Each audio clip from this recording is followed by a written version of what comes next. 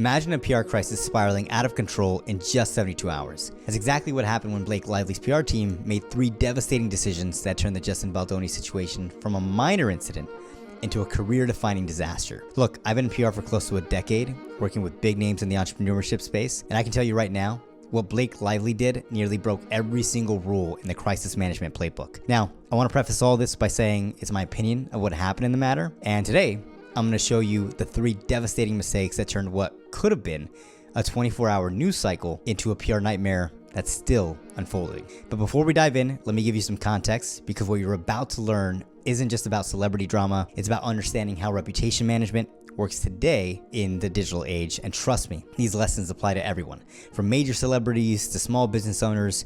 What happened here is a perfect case study of what not to do when your reputation is on the line.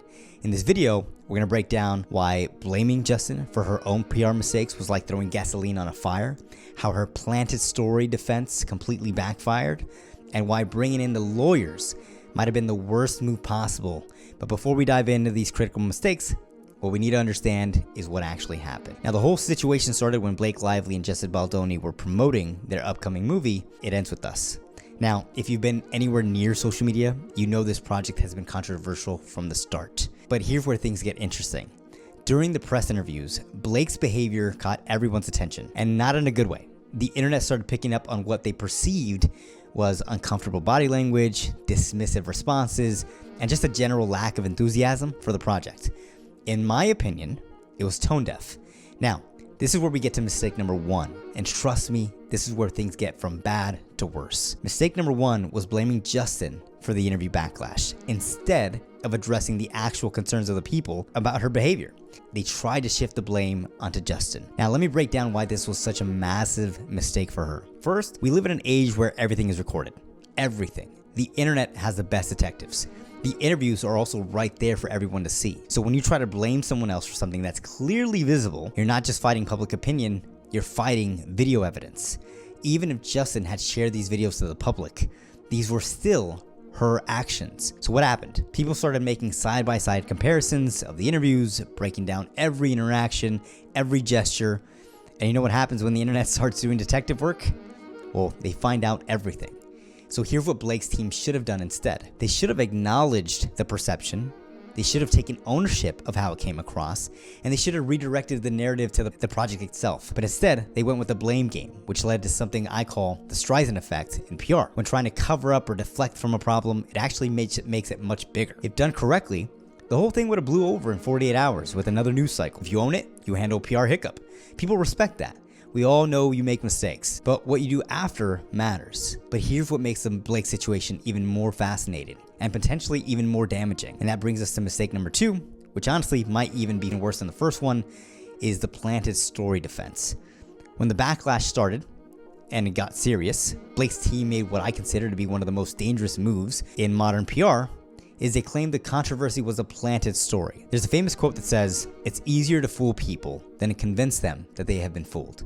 In today's media landscape, you're basically accusing journalists, fans, and social media users of being manipulated. And if there's one thing that I've learned in my years of PR management, you never ever want to make your audience feel like you think they're stupid. Let's break this down. First, the interviews go viral. Second, the public reaction starts building. Third, it picks up wind. Fourth, instead of apologizing, the planted story narrative emerges. Fourth, social media explodes with even more backlash. Now, you did do damage to Justin, but here's why this approach was devastating for Blake. First, it completely undermined her credibility. When thousands of people are reacting to something they've seen with their own eyes, telling them it's all a planted story just doesn't work. It's like telling someone the sky isn't blue when they're looking right at it, especially since it felt organic and the actions were still yours. You're blaming someone for showing the people, the interviews, that you did, that you were seen as rude. Second, it created what we call a credibility cascade. Every time someone new discovered the story, they weren't just seeing the original interviews anymore. They were seeing both the interviews and the attempted blame to cover it up. But here's what's really interesting about this situation. We've seen this exact same mistake before, and the results are always the same. Remember when Amber Heard tried to claim her op-ed statements were taken out of context during the Johnny Depp trial? Same principle, same backfire. What should have Blake done instead? Again, acknowledge the public perception. We saw it with our own eyes. Take responsibility for the misunderstandings and share your genuine excitement about the project, right? Move the conversation forward. That's how you turn a PR crisis into a PR win. Acknowledge, reflect, transform, and redirect to something meaningful. But Blake's team wasn't done yet. They were about to make their third and possibly most damaging mistake, and that's letting the lawyers take over. When Blake's team brought in the lawyers, I truly believe they are showing strength. They want to shed light on what happened and what Justin did.